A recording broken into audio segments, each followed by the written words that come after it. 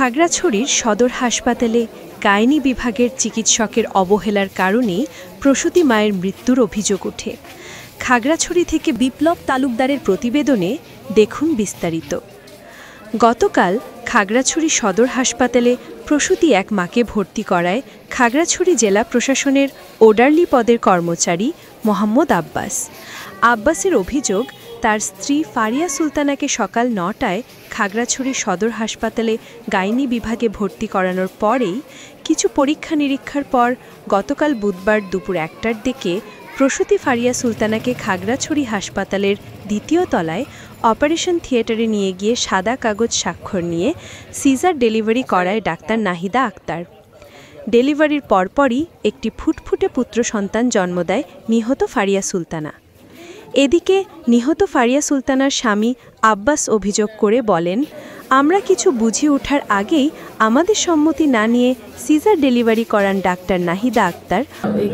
নিচে যখন আউটডোরে এটা দেখানো হলো, পরে ওটা পরীক্ষা নিরীক্ষা করার পর আমাদের কাছে উপরে গেলাম। উপরে গিয়ে আমরা দেখলাম যে এফআইটা কম, যেটা ম্যাডাম বললেন সিভিল অলিগোহাইড্রোমিস ছিল। আর রুগীকে কাউন্সিলিং করলাম। রুগী যখন রাজি হলো তখন ব্যবস্থা করলাম। পার অপারেটিভ আমার কোনো সমস্যা হয় নাই, তবে বাচ্চাকে পানি একেবারে স্ক্যান্টি লাইকা ছিল আর ডিলে ক্রাই ছিল, মানে আর একটু দেরি হলে হয়তো বাচ্চাকে আমরা হারাতাম। হ্যাঁ, তারপরে একেবারে প্রাইমারি কেসের মতো খুব সুন্দরভাবে অপারেশন হয়েছে, কোনো ধরনের ব্লিডিং ছিল না। হ্যাঁ, পোস্ট অপারেটিভ আমরা ফলো আপেও পেশেন্টের পাস ভিউ সব সেটেল ছিল। তারপরে একেবারে 7:30টার দিকে, মানে প্রায় 6.5 ঘন্টা পর এসে দেখলাম যে সিস্টার বললো যে আমাদের এই ওনার খিঁচুনি হচ্ছে, যেটা একলিমশিয়া হলো আর কি। হ্যাঁ, তো ওটা খিঁচুনি হওয়ার সাথে সাথে আমরা খিঁচুনির ওষুধপত্র যা দেওয়ার ওগুলো দিলাম, এবং আমি নিজে এসে 5 মিনিট পর পর 15 মিনিট পর পর ওষুধ দেওয়ার পর আমি ফলো আপে রাখলাম, দেখি যে ওনার প্রেশার কন্ট্রোল হচ্ছে না। আবার আমরা ওটিতে নিয়ে গেলাম, ফুল চেক আপ। আমরা 3 জন কনসালটেন্ট 3 জনেই এসে চেক আপ করলাম। চেক আপ করে দেখলাম যে ওনার কোনো ধরনের অন্য অসুবিধা আমরা পাচ্ছি না। রেসপিরেটরি অনেক বেশি ছিল। এরপরে উঠানামা করছে, শ্বাসকষ্টের মতো লাগছে, আবার প্রেশার উঠানামা করছে। তারপর আমরা প্রেশার ওষুধ দিলাম, প্রেশার সেটেল করলাম। অথচ আমার স্ত্রীকে এই হাসপাতালের সিনিয়র গাইনি বিশেষজ্ঞ ডাক্তার জয়া চাকমাকে দেখালেও উনি ডেলিভারি না করে জুনিয়র একজন চিকিৎসককে দিয়ে সিজার অপারেশন করায়। ফলে আমার স্ত্রী নবজাতকের জন্মের পরপরই তার শারীরিক অবস্থা খারাপ হলে খাগড়াছড়ি সদর হাসপাতালের গাইনি বিভাগের চিকিৎসকেরা প্রসূতি ফারিয়া সুলতানাকে চট্টগ্রাম হাসপাতালে নিয়ে যেতে বাধ্য করে। এক পর্যায়ে ফারিয়া সুলতানার স্বামী আব্বাস গতকাল বুধবার রাত 12টার অ্যাম্বুলেন্সে করে চট্টগ্রাম নিয়ে গেলে চিকিৎসার আগেই মারা যায় নবজাতকের জন্মধাত্রী মা ফারিয়া সুলতানা।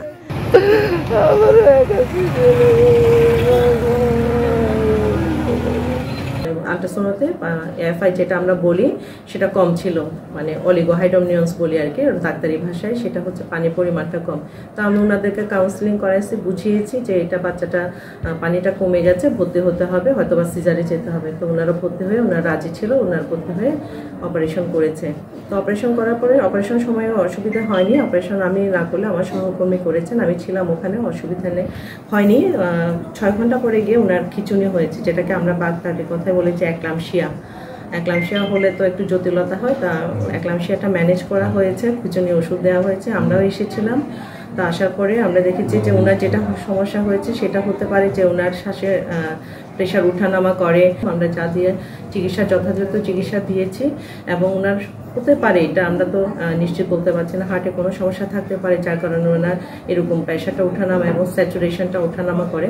তো যথাযথ চিকিৎসা এখানে দেওয়ার পরে আমরা ওনাকে আরও উন্নত চিকিৎসার জন্য ওনাদের রোগীদের সাথে কথা বলে, গার্জিয়ানদের সাথে কথা বলে এবং আমাদের অথরিটির সাথে কথা বলে আমরা তখন ওনাকে রেফার করেছি চট্টগ্রামে। কিন্তু দুর্ভাগ্যবশত হয়তো বা ওখানে উনি মারা গেছে, এটা আমরা শুনতে পেরেছি আর কি।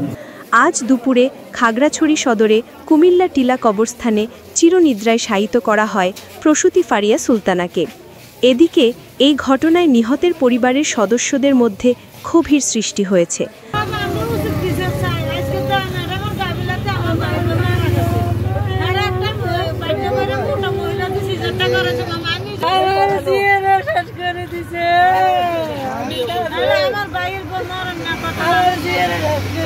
আপনারা এখন কি চান? আমরা সব বিচার চাই, ম্যাডামের গাবিলাতে আমরা রোগী মারা গেছে। তারা পরিবারের অভিভাবকদের মতামত নিয়ে মামলার সিদ্ধান্ত নেবেন বলেও জানান নিহত ফারিয়া সুলতানার স্বামী।